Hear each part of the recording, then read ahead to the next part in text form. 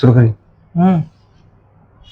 नमस्कार, मैं हूं अनीस उपाध्याय और आप सभी देख रहे हैं कान्हा न्यूज बिहार। और आज हम लोग गोपालगंज में हैं और हमारे साथ एक ऐसे शख्स जुड़ रहे हैं जो किसी भी परिचय के मोहताज नहीं है। हाँ, गोपालगंज जिले में इनका नाम चलता है। पूर्व में छात्र नेता भी रहे हैं, साथ ही साथ अभी एडवोकेट भी है।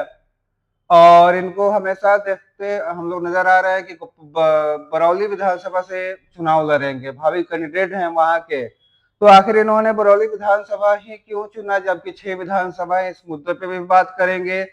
साथ ही साथ युवा है, 50-60 हजार रुपए अभी अर्निंग हो ही रहा होगा लगभग, हम बोल सकते हैं। परिवार का गुजर बसर करते क्यों राजनीति में अपना जीवन व्यतीत कर रहे हैं, इन सभी मुद्दों पे बातें करेंगे। सबसे पहले सर स्वागत है।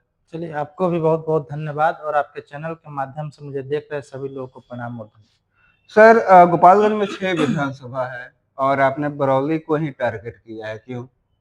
देखिए, बरौली जो है मेरा जन्मभूमि है। बरौली की धरती पर मेरा जन्म हुआ है और बरौली का जो पिछड़ापन है, जो बरौली की बदहाली है, उसको देखकर जो है मेरे मन में काफी पीड़ा है कि इस बदहाली को, इस पिछड़ापन को कैसे दूर किया जाए, बरौली को खुशहाल बरौली कैसे बनाया जाए, जो बदहाल बरौली है उसको खुशहाली की तरफ कैसे ले जाया जाए। इस दिशा में काम करने के लिए मैं बरौली को चुना हूँ। और बरौली के मोहम्मदपुर इलामी जो गांव है, वहाँ मेरा जन्म हुआ है। वहाँ से मेरी माता जी मुखिया भी रही हैं 16 से 21 तक।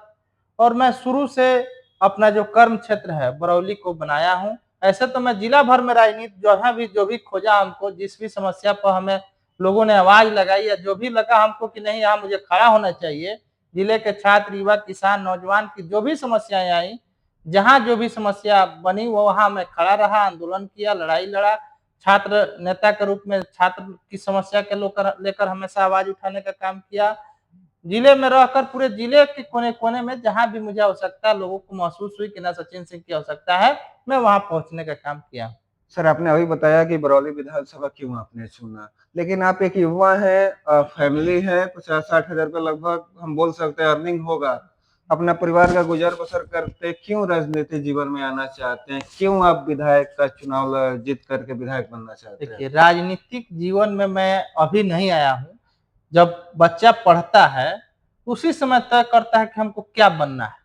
डॉक्टर बनना है, इंजीनियर बनना है, डीएम बनना है, एसपी बनना है, किस क्षेत्र में हमको जाना है, मेरा कैरियर किस क्षेत्र में जाएगा, अपना जीवन को किस क्षेत्र में हमको ढालना है, उसी समय तय हो जाता है। तो मैं जब पढ़ाई करता था, मेरा पारिवारिक बैकग्राउंड है सरकारी नौकरी का। मेरे बाबा सरकारी नौकरी में थे, मेरे पिताजी सरकारी नौकरी में है, मेरे चाचा सरकारी नौकरी में थे, मेरे जो पटीदार हैं वो भी सभी लोग लगभग सरकारी नौकरी में है। मतलब मेरे हितई रिश्तेदार और पटी पटीदार मिला के, घर परिवार मिला के 2 दर्जन से अधिक लोग सरकारी नौकरी में है। मैं ही एक हूँ जो समाज सेवा और राजनीति को चुना। और शुरू से मेरा मन राजनीतिक और समाज सेवा के प्रति प्रेरित हो गया और मैं समाज के लिए हमेशा काम करने लगा, लड़ने भिड़ने लगा। और राजनीति में ही अपने जीवन को मैंने समर्पित कर दिया है, समाज सेवा के लिए समर्पित कर दिया है, लोगों के लिए अपना जीवन समर्पित कर दिया है। परिवार है, ठीक है, परिवार का भी जीविकोपार्जन करना हमारा फर्ज दायित्व है, लेकिन हमने पूरे बरौली को अपना परिवार माना है। पूरे समाज के हर जाति धर्म वर्ग के लोग मेरे परिवार के सदस्य हैं। जो भी दबा कुचला, गरीब गुरबा, शोषित वंचित है, चाहे वो किसी जाति धर्म वर्ग का हो, वो हम मेरे लिए मेरे परिवार का सदस्य है और उसके सुख दुख में खड़ा रहना भी मेरा एक दायित्व और फर्ज है और इस तहत मैं काम करता हूँ। बरौली विधानसभा की जनता अगर आपको चुनती है तो बरौली का मंजर क्या होगा? देखिए, बरौली विधानसभा की जनता का अगर पसीना बहेगा सचिन सिंह के लिए, तो सचिन सिंह का खून का कतरा गिरेगा बरौली के लिए। कहने का अर्थ यह है कि बरौली के लिए, बरौली जो बदहाल है उसको मैं दूर करूंगा। बरौली में बच्चों की पढ़ाई की व्यवस्था हो, युवाओं के लिए कमाई की व्यवस्था हो, किसान के लिए सिंचाई की व्यवस्था हो, गरीब मजलूम जो मजदूर टाइप के गरीब जो है मरीज हैं उनके लिए दवाई की व्यवस्था हो। बरौली आगे बढ़े, बरौली अनुमंडल बने, बरौली में अनुमंडल पुलिस पदाधिकारी का कार्यालय हो, बरौली में स्वास्थ्य की सुविधा अच्छी हो, सड़क की स्थिति अच्छी हो, खेल मैदान अच्छा हो, पर्यटन के क्षेत्र में बरौली में काम हो। देखिए, पूरे माने गोपालगंज जिले में सबसे पिछड़ा हुआ अगर विधानसभा कोई है तो बरौली है। वहां आज तक डिग्री कॉलेज नहीं है, वहां खेल का मैदान कोई अच्छा विकसित नहीं किया जा सका है। इसके अलावा वहां आपको जाइए, देखिए, प्रखंड कार्यालय है, अंचल कार्यालय है, थाना है, भ्रष्टाचार का अड्डा बना हुआ है। लोग परेशान हो रहे हैं, लोग प्रतिदिन जा रहे हैं, उनका काम नहीं हो रहा है। हमारे यहाँ सबसे पुराना सरकारी मेला लगता है, पूरे जिले का सबसे पुराना सरकारी मेला है रूपन छप, जो नारायणी तट पर लगता है। उसको डेवलप नहीं किया जा सका, उसको पर्यटन के क्षेत्र में दर्जा नहीं दिया जा सका, वहाँ सौदा गृह वगैरह का निर्माण नहीं कराया जा सका आज तक विधायक जी के द्वारा। इसके अलावा मानवटो भवानी है। अब जाइए, हम गए थे यहाँ कुचाई कोट, करतानाथ बाबा का वहाँ जो तत्कालीन या पूर्व एमएलसी हैं आदित्य नारायण पांडे जी, उन्होंने बनाया है उसको पर्यटन के क्षेत्र में, उसको जितना विकसित किया है उस दियरा के क्षेत्र में, मुझे देखकर काफी खुशी हुई। ऐसा मैं भी चाहता हूँ बरौली में कि मानवटो भवानी का पर्यटन के क्षेत्र में दर्जा अच्छा मिले, वहाँ पर्यटन के क्षेत्र में काम हो, वहाँ महोत्सव सरकारी खर्च पर हो, मानवटो भवानी का भी नाम जो है वह बिहार के मानचित्र पर स्थापित हो, बरौली का भी नाम बिहार के मानचित्र पर स्थापित हो। बगल का हमारा क्षेत्र है बैकुंठपुर, वहां के जो भी विधायक हुए, मंजीत बाबू हो, मिथिलेश तिवारी हो या प्रेम शंकर यादव, कोई भी हुआ वहां काम करता है, वहां काम के नाम पे वोट मांगता है। लेकिन बरौली की स्थिति यह है कि बरौली में जात धर्म के नाम पे भ्रम फैला के लोग चुनाव जीत जाते हैं और काम नहीं करते हैं।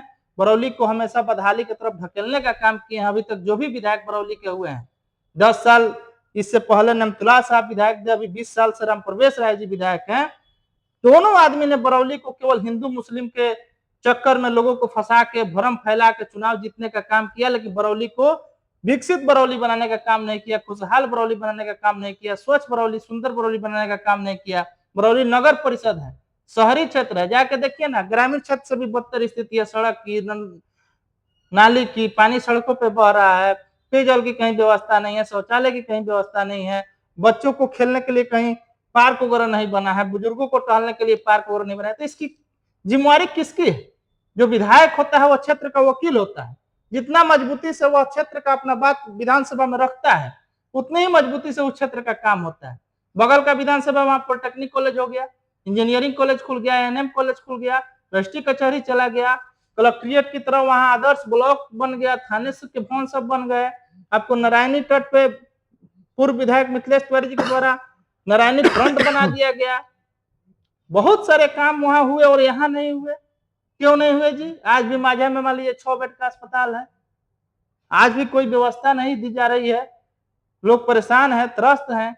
इस त्रस्त को और परेशानी के लोगों को दूर करने के लिए मैं चुनाव मैदान में आया हूं और बरौली के लिए मैं बरौली को खुशहाल बरौली बनाने का काम करूंगा और जो भी समस्याएं जो मैं आपको बताया, इन सारी समस्याओं का समाधान करूंगा और बिहार के मानचित्र पर बरौली का नाम स्थापित हो, इसके लिए मैं निरंतर काम करूंगा। सर एक क्वेश्चन है, हो सकता है करवा हो, अभी आपने बोला सारी बातें बताया, बोला कि जब मैं विधायक बनूंगा तो ये सभी चीज क्लियर करूंगा, ये सही समस्याओं को दूर करूंगा, लेकिन आजकल बरसाती मेढक के रूप में भी बहुत सारे ऐसे नेता घूम रहे हैं जो चुनाव में दिख रहे हैं, बाकी टाइम फिर गायब हो जाएंगे। हाँ, कैसे बरौली विधानसभा के लोग सचिन सिंह पर विश्वास करें कि वे ये सभी काम करेंगे? इसलिए सचिन सिंह पर लोग विश्वास करें कि सचिन सिंह बरौली का बेटा है, बरौली का लाल है, बरौली पर जन्म, बरौली की धरती पर उसका जन्म हुआ है और बरौली का कर्ज है सचिन सिंह पर, जो कर्ज चुकाना चाहता है, बरौली की बदहाली को दूर करना चाहता है। और बरौली से सचिन सिंह भागने वाला नहीं है, बरौली में रहेगा, बरौली के लिए सोचेगा, बरौली का काम करेगा, बरौली कैसे विकसित हो, कैसे आगे बढ़े, इस पर सचिन सिंह का ध्यान है और इस पर सचिन सिंह काम कर रहा है। सर एक आखिरी